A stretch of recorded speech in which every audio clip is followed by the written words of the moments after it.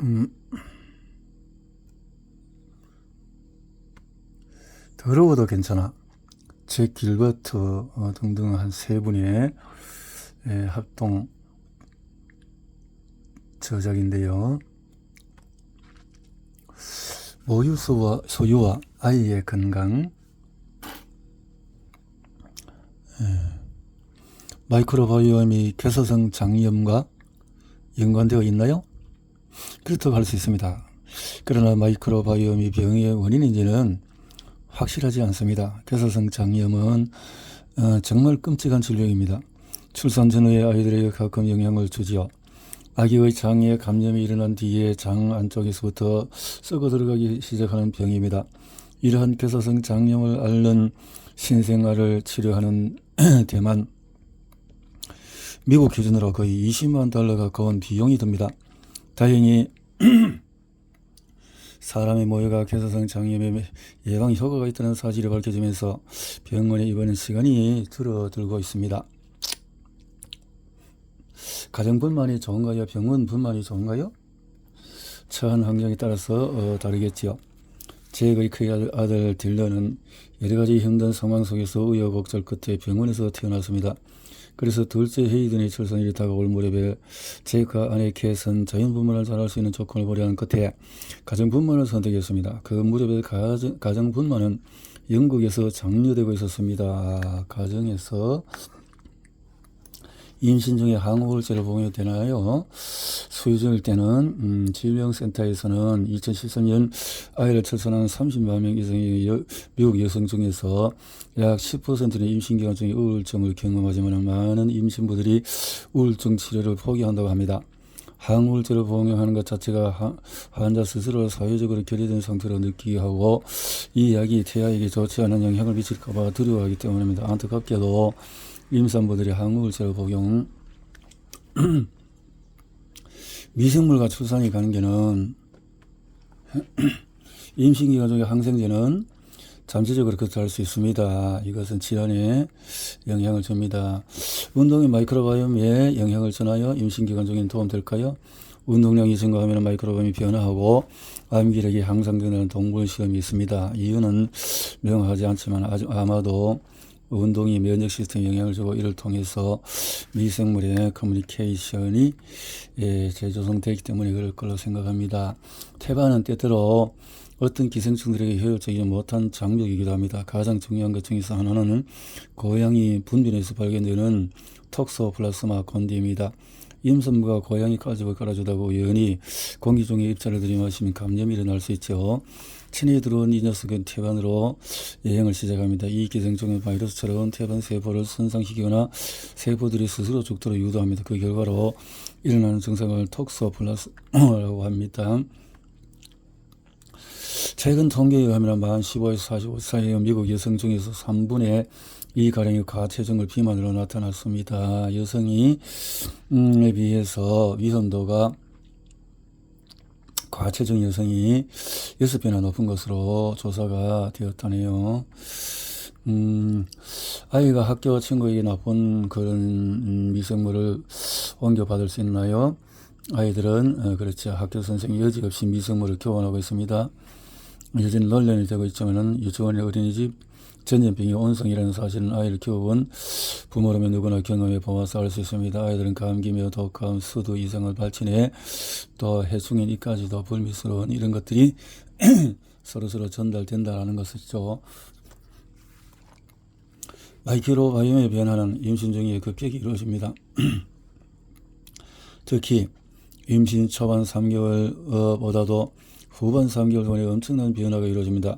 정말 놀라운 것은 이런 마이크로바이옴을 묵은 생지에 이식하면은 임신 후반 3개월의 임신부에서 얻어낸 마이크로바이옴을 이식받은 생지만 인슐린 저항성과 염증을 이렇게 나타나고 있습니다. 아이가 똥을 만지는데 괜찮나요? 아이가 똥을 만지거나 심지에 희열감을 것은 부모에게 친숙한 일입니다. 부모로서 얼마나 당황해야 하는가는 똥의 소유권이 누구에게 있느냐에 달려있습니다. 아기 자신의 것이거나 가족 구성원의 것이라면 안심해도 됩니다. 아기는 이미 그 미생물에 노출되었을 가능성이 높으니까요. 그렇다 하더라도 기분이 그다지 편한 것은 아니지만 넓은 관점에서 볼 때 그리 심각한 것은 아닙니다. 똥의 출처가 가족 구성이 아니라 해도 병원결이 없는 한 걱정할 필요는 없습니다. 아이가 손을 자주 씻게 해야 하나요? 얼마나 자주 씻어야 할까요? 아이가 병원결이 있을 것 같은 물건을 만졌다면 비누와 물로 손을 씻는 것이 좋을 것입니다. 이런 좋은 것은 당분에서 잘 자라는 박테리아들이 당도 높은 음식들에 대한 열망을 자극하는 것이죠.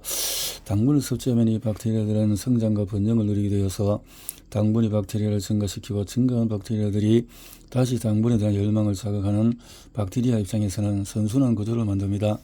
따라서 음식 열망에 대한 저항성이 떨어지는 이유는 의지력의 부족에서가 아니라 장속의 미생물들이 우리를 아이스크림 가게로 이끄는 강력한 힘을 발휘하기 때문입니다. 그러나 이러한 가설을 뒷받침할 만한 증거는 아직 부족합니다. 이처럼 금일같이 복잡한 관계를 알려면 더 연구를 해야 됩니다. 집을 너무 깨끗하게 하는 건 좋지 않나요? 너무 지저분한 거 어떨까요? 화장실은 어떨까요? 정답은 없습니다. 분명한 것은 생닭고기나 씻지 않은 농산물에서 나온 유해 박테리아를 통제할 필요는 있습니다. 그리고 누구나 집안 화장실이 온갖 오물로 있는 것은 원하지 않을 거니까요. 심한 악취는 물론이고 보기에도 역겨울 거니까요. 그래서 청결은 천식과 알레르기 질환 같은 다른 질병에도 관련이 있습니다. 음식에 대한 욕구를 미생물로 설명할 수 있나요? 왜 꼭 밤마다 어이피클이나 아이스크림이 먹고 싶을까요? 어느 정도 설명이 가능하지만 더 명확한 설명을 위해서 더 많은 연구가 필요합니다.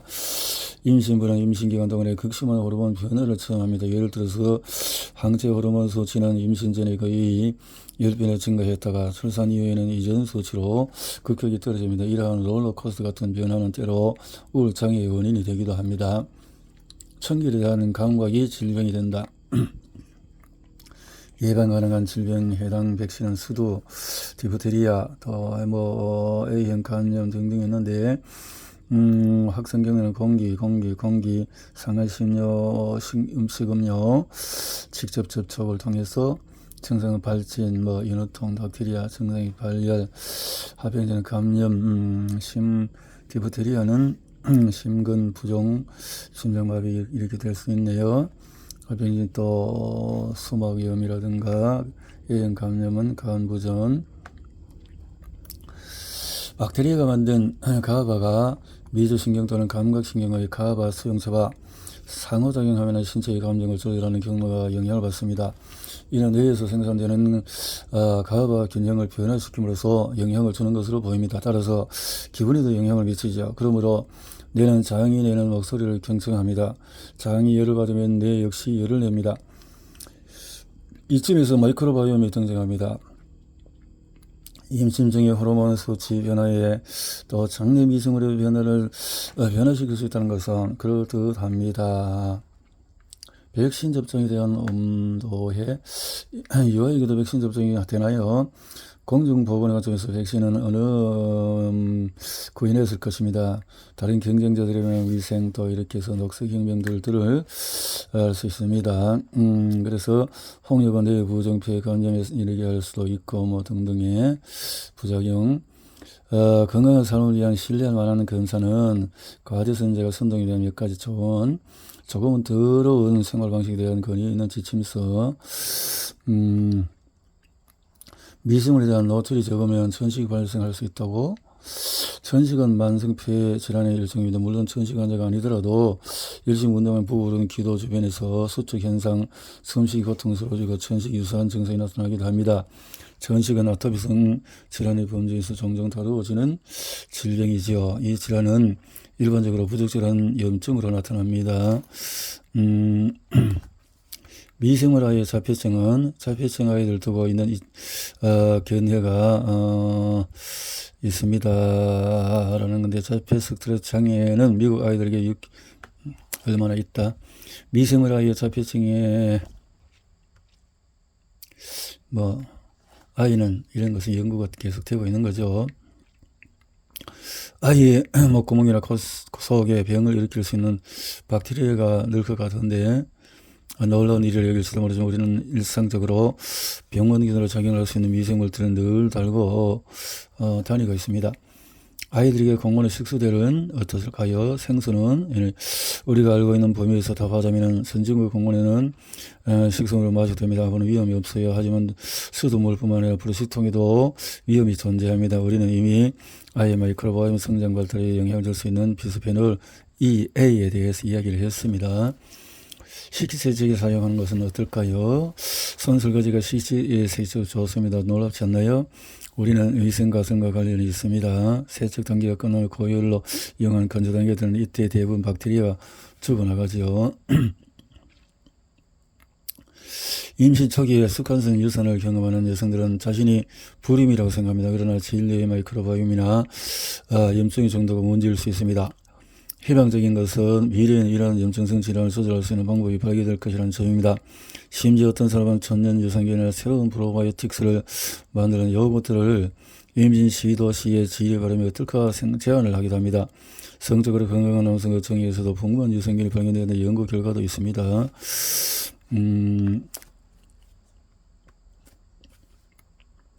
항생제, 염증성 질환의 불임의 연관성은 이미 잘 알려져 있습니다. 성병결정인 클레아 감염증과 연관이 되어 있습니다. 세균성 질염은 매우 흔한 질염입니다. 생선 비린내는 흰색 또는 흰 보이면 이 병에 감염된 것입니다. 그 외에 가렵거나 열이 나는 증상은 나타날 수 있는 그렇지만은 세균성 질염에 감염되면은 HIV와 같은 성병에 걸릴 위험이 2배로 증가합니다. 세균성 있다고 제거 실험실에서 연구가 진행 중인데 아직은 인과관계 규명할 증거가 밝혀지지 않았습니다. 마이크로바이옴이 임신에 영향을 주나요? 자주 받는 질문입니다. 모든 사람이 당연히 일어나야 할 일이 왜 일어나지 않는지 알고 싶습니다. 임신하는데 어려움을 겪는 경우가 빈번하니까요. 연구 중이다라는 건데요. 아이가 태어나기 전에 후에 산모는 우울함을 느낍니다. 미생물 관계가 있나요? 임신과 출산한 여성의 삶에서 출산을 경험한 여성 중에서 10에서 20%가 우울증을 경험한다고 합니다. 임신 기간에 출산 후에 말이죠. 우울증, 수면장애, 만 3살이 될 때까지 아이들은 마이크로바이옴은 어른과 비슷한 패턴을 형성합니다. 대부분의 경우 안정적으로 유지되며 예방접종 후에도 곧장 원상태로 회복하지요. 주요한 역할은 모든 미생물들은 아이들 몸의 습하거나 건조한 틈에 각각 상황에 알맞게 자리 잡습니다. 일단 자리를 잡으면 그들은 병원균을 밀어내고 식이섬유를 분해하며 우리의 면역 시스템을 일깨우고 심지어는 우리의 정신 건강에도 영향을 미칩니다. 그렇기 때문에 우리 일생에 있어서 첫 3년은 정말 중요합니다. 우리만의 마이크로바이옴 아이들의 장벽은 장과 면역력은 마지막으로 아주 논쟁이 끊이지 않고 있는 바이러스가 생물인가에 대해서 여지가 있지만은 그들 주변에 존재하는 세포를 이용하여 놀라운 효율로 자가복제가 가능하다는 점입니다.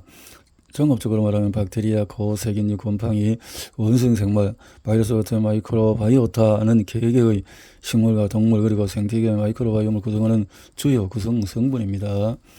유전자 변형, 또 살충제, 제초제, 인공감염, 비스페놀 L 같은 것들이 영향을 주나요? GMO는 특수한 성능을 위해서 디자인되거나 조작된 농산물을 말합니다. 지금까지 알려진 지식을 바탕으로 말하자면 GMO가 아이의 마이크로바이옴에 영향을 미치는 확실한 증거는 없습니다. 하지만은 GMO와 달리 살충제나 제초는 우리에게 해를 줄 수 있는 화학물질입니다. 세 번째 영역은 진핵 생물입니다. 곰팡이 원생생물, 이들 곰팡이는 숲속에 있는 독보석 같은 것이 아니라 단일 세포를 일컫습니다. 설탕은 마이크로바이옴에 어떻습니까? 설탕은 평판이 아주 나쁩니다. 맛은 정말 달콤하지요. 단 것들이 단세포 유기체이지만 원시 생명체라고 할 수는 없습니다. 움직여서 먹기도 하고 이렇게 놀라운 효율로 증식할 수가 있습니다. 미생물의 두 번째 영역인 고세균류는 현미경으로는 박테리아와 아주 유사하지만 독특한 성격이 있습니다. 생명나무로 완전히 다른 가지로 뻗어나와 있죠. 독특한 유전자와 생화학적인 특징을 가지고 있고 또 다른 세균들은 바닷속이나 사람의 소화기관 또는 피부 같은 데 원하는 조건에서 살아갑니다. 아이가 채식만 해도 되나요? 마이크로바이옴의 관점에서 본다면 채식만 해도 괜찮을 것 같아 보입니다. 채식에는 두 부류가 있습니다. 고기 섭취를 피하는 채식자와 좀 더 철저하게 의연의 지지가 드는 것을 배제하는 비건들이지요. 이들 마이크로바이옴은 역식성이나 잡식성의 사람들과는 차이가 있습니다. 그렇지만 최근 연구에 따르면 고기 섭취가 건강한 장을 만드는 데 중요성이 있는가 쉽게 단정 짓기는 어렵다고 합니다. 비건 식단의 정정 문제가 비롯된 B12의 경우 비건식을 하는 사람은 채소에다 이런 영양 성분이 있다라고 말하고 또 그렇지 않은 사람들은 또 없다라고 말하고 이런 또 논쟁이 있죠. 미생물의 세 가지 영역은 우리가 미생물이라고 부르는 유기체는 박테리아, 고세균, 진핵생물 세 가지 영역으로 나눌 수 있습니다. 이러한 영역들은 근본적으로 서로 많은 차이가 납니다. 미생물의 천정형인 박테리아는 우리가 일반적으로 미생물 병원기라고 하고 부르는 것들입니다. 어떤 박테리아는 심지어 우리는 우죽우죽 먹어치웁니다. 일본에서는 후쿠시마 원전 사고로 오염된 물에서 유출되는 방사선을 제거하기 위해서 곰팡이를 사용하기도 합니다. 어떤 미생들은 60km 이상의 상공에 사는 녀석도 있죠. 대기권 상승에 이들은 구름이나 눈비가 형성되는 것을 덮습니다. 비가 나무까지 떨어질 때 비 속의 박테리아는 추운 날씨가 아닌데도 물을 순간적으로 얼려서 결정을 만들게 됩니다. 이 얼음 결정은 식물 조직에 손상을 가하여 박테리아가 그 손상 부위로 침투할 수 있게 합니다. 그래서 박테리아가 식물의 자연분을 이용하는 것입니다. 아하. 이것을 감염이라고 합니다. 아이의 음식물 알레르기 마이크로바이옴은 어떤 역할을 하나요? 음식물 알레르기는 현대 사회에서 지속적으로 증가하고 있고 만연해 있는 질환입니다. 우리들 상당수는 아마도 학교 다니기 전이나 초등학생 시절에 이런 알레르기 진단을 앓고 있던 친구들을 본 적이 거의 없을 겁니다. 그렇지만 이제는 모든 게 바뀌었습니다. 교실에서 땅콩 알레르기 주의, 저는 음식물 알레르기 있어요. 또 뭐 이런 주의 문구들을 볼 수가 있습니다. 이들 원시 생물들은 암모니아, 수소, 황, 철 등 어떤 것이든 먹이로 삼을 수 있습니다. 미생물에서 가장 미스터리한 궁금증 가운데 하나는 어떻게 이런 모든 미생물들이 나타나게 되었는가 하는 겁니다.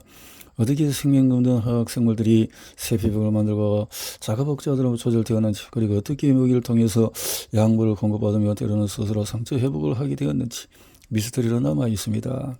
과학자들은 원시적인 주기 번개에 의해서 순간적으로 생리질이 변화되었다고 말하는데 프랭켄슈타인식의 설명을 생각해내고도 하고 있습니다. 아이들의 건강보조제는 어떨까요? 아이들이 요즘 좋은 갤레토나 같은 것을 먹습니다. 부족한 것을 하고 있는데 뭐 평소에 잘 먹으면 괜찮다 이 말이죠. 우리는 의사가 아닙니다. 그래서 의학적인 조언을 줄 수는 없습니다. 그렇지만 과학자로서 이번 내용 우수한 연구 자료가 있습니다. 참고하면 도움이 될 겁니다. 아이가 설사할 때 프로바이오틱스를 먹으면 되나요? 당연히 먹어야 됩니다. 프로바이오틱스는 도움이 됩니다. 소화질환에 의한 프로바이오틱스 견주와 브랜드 이 다양한 것이 있죠.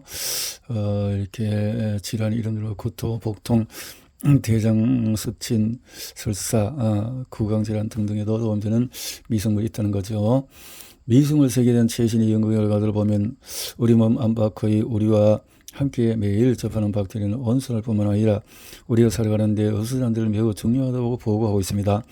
이러한 미생물을 박멸하는 것은 우리 목숨을 담보해야 하는 위험한 행위일 수 있다는 것입니다. 인류의 고전적인 전염병들을 정복하기 위한 우리의 열정은 부주의하게도 현대 전염병의 판도라 상자를 열어버리고 말았습니다. 마이크로바이옴의 중요성을 알게 된 뒤에 저는 내 몸의 마이크로바이옴을 나와 함께 살아가는 반려견처럼 여기기로 했습니다. 규칙적인 식습관으로 반려견을 길들인 것과 같습니다. 적당한 운동과 실외 활동은 반려견을 산책시키는 일이고 식이섬유가 풍부한 과일과 채소 섭취는 반려견에게 사료를 주는 일에 비유할 수 있죠. 그뿐만 아니라 프로바이오틱스를 간간히 섭취하는 것은 반려견이 좋은 친구를 사귀도록 하는 생후 6개월에 복용한 항생제는 나중에 비만으로 이어지나요? 상당한 가능성이 있습니다. 현실에서 농장 가축에 비해서 왜 그렇게 뚱뚱해진지 궁금한 적이 있나요? 그래서 그 당시에 항생제를 먹은 소들이 다 가축들이 체중이 늘어나고 이런 것을 깨달았지요. 감염에 쓰이는 양보다도 적은 농도의 항생제 사용은 성장용 촉진에 이렇게 몸무게를 키우게 되는 성장 촉진제. 프로바이오틱스는 어디에 좋은가요? 이렇게 프로바이오틱스는 세계보건기구는 프로바이오틱스를 정의하기를 이론적으로 추적적으로 연관되어서 그렇다. 그래서 프로바이오틱스, 요거트, 케피어, 티베트 승려들이 면역 증진을 위해서 만들어 먹던 발효유 이런 것들, 또 자우크라우트는 양배추를 발효시킨 것들, 이런 것들이 도움이 된다. 신생아에게 항생제 안약을 처방해도 되나요? 쉽지 않은 문제입니다. 신생아에 대한 예방적인 차원의 항생제 안약 처방은 선진국 중에서 미국에서만 행해지고 있습니다. 필라델피아에서 이런 질문에 의해서 어떻게 답해야 될지 내가 몰랐다는 건데요. 제 자녀들이 항생제 안약 처방이 행해지지 않았거든요. 항생제 안약 처방을 거부할 수조차 없는 또 뭐 이런 연구가 있다는 거죠. 항생제가 우리의 장과 아기의 장에 어떤 영향을 주나요? 항생제가 아기의 장에 무슨 영향이 상태뿐만 아니라 항생제 자체의 특성에 따라서 달라질 수가 있습니다. 장성에 동일한 종류의 박테리아를 가진 두 아기가 있다고 가정하고 두 명 모두에게 동일한 항생제를 먹였다 하더라도 그 항생제 한 아기의 박테리아는 제거할지 몰라도 한 아기는 박테리아까지 죽이지 못할 수도 있으며 그 이유를 밝히기 위해서 과학자들은 여전히 연구 중입니다. 제 길버트 시카고 대학교 예과 교수이자 마이크로바이옴 연구소 소장으로 일하고 있고 미생물 생태학 진화 물질 대사 역학 연구하고 있다. 시카고 대학. 롬 라이트는 샌디에이고 소아과 컴퓨터 공학 교수, 마이크로바이옴 센터 설립자, 샌드라 블레이슬쿠슬리 다수의 이런 베테랑 언론인이다. 그래서 아이가 이렇게 흙을 묻히는 것이 아기가 태변에 노출된 경우에 항생제 처방이 반드시 필요할까요? 반드시 필요하진 않습니다. 여기서 복통의 원인이 뭘까요? 대략 5명의 신생아 중에서 또 목이 쉬어서 이런 아이 미생물이란 고통스러운 증상과 관련이 있을까요? 이것은 엄청나게 많다는 것이죠. 프로바이오틱스가 복통을 앓는 이완의 정상적인 아기에 비해서 프로테오 박테리아가 엄청나게 많다. 프로테오 박테리아는 가스와 염증을 유발한다고 알려진 뭐 이런 것이 있었다라는 거죠. 특이하게.